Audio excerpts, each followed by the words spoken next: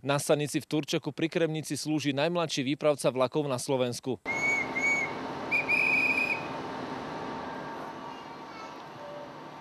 Spolu s rodičmi prázdninuje v dome, ktorý sa nachádza priamo na železničnej stanici. Hneď ako sem prišiel, pozháňal si vhodné oblečenie, aby na peróne vyzeral čo najlepšie. Košelu, nohavice, kravatu, výpravku, píšťalku, čapicu. Takto oblečený chodí celý deň. Zmeškať nemôže ani jeden vlak. Denne.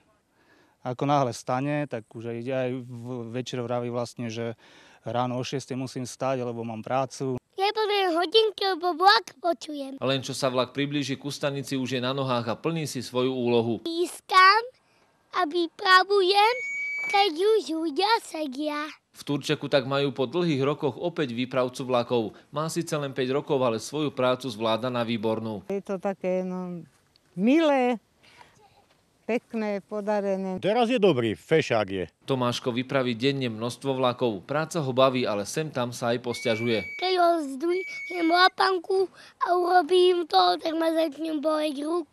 Je to ťažká robota. Aj preto sa rozhodol, že výpravcom vlakov v dospelosti byť nechce. Hasičom. Pre televíziu Joj Pavol Čertík.